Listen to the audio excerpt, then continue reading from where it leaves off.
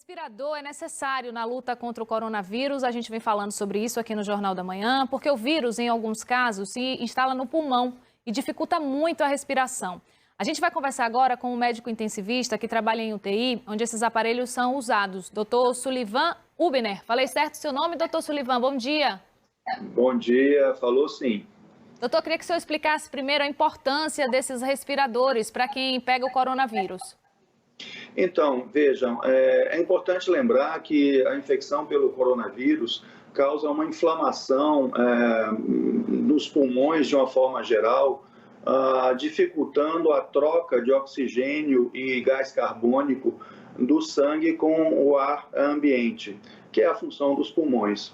Isso significa que, com o tempo, com o passar dos dias, a pessoa vai começando a ter mais dificuldade de respirar, de oxigenar o sangue e o pulmão torna-se muitas vezes mais rígido, mais duro, perdendo as características naturais de elasticidade deste órgão.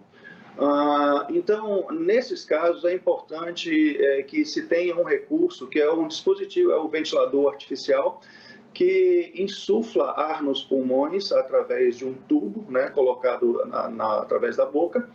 Esse tubo vai até a traqueia e os brônquios, então acaba se insuflando esses pulmões sob pressão, fazendo com que o oxigênio entre melhor nos alvéolos, que são as unidades pulmonares que vão fazer a troca com o sangue, e vai oxigenar melhor o sangue. Então, a importância é fundamental, porque a gente sabe que na forma mais grave da doença, muitos desses pacientes acabam precisando de suporte artificial, e os ventiladores artificiais, eles são equipamentos bastante refinados e avançados com esse propósito.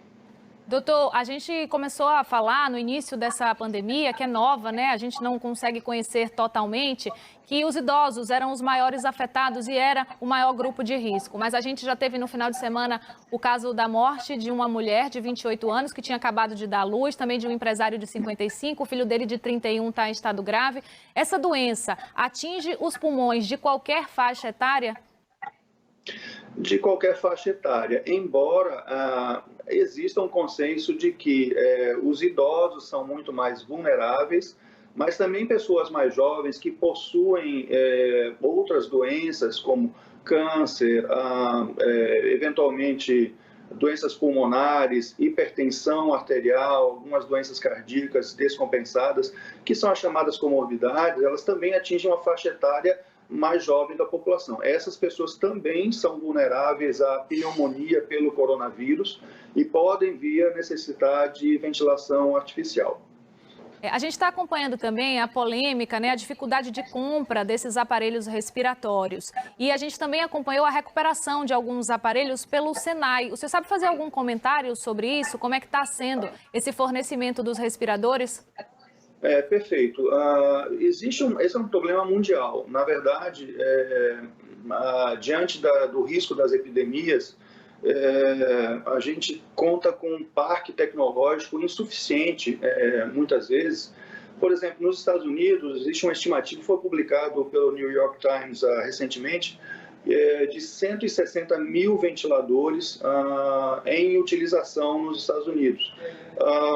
Se nós tivéssemos uma epidemia como foi grave na época da gripe espanhola, hoje em dia, veja, são coisas diferentes, mas é para traçar um parâmetro, precisaríamos de, só nos Estados Unidos, 750 mil ventiladores. No Reino Unido, onde o primeiro-ministro acabou de ser internado numa UTI com dificuldade respiratória, são só 5 mil ventiladores no Reino Unido.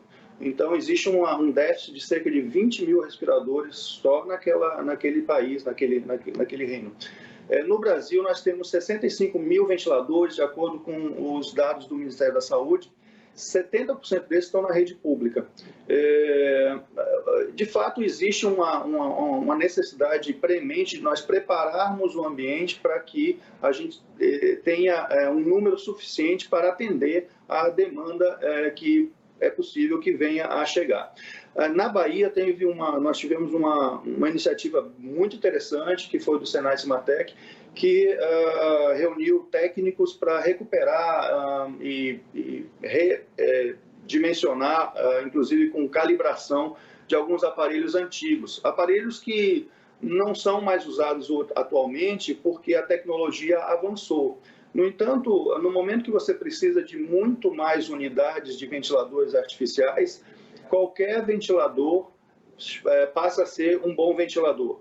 Inclusive os mais antigos, os da década de 80, de 90, nós podemos usar tranquilamente esses ventiladores, porque o importante é oferecer ventilação artificial para esses doentes. De fato, foi uma iniciativa muito positiva.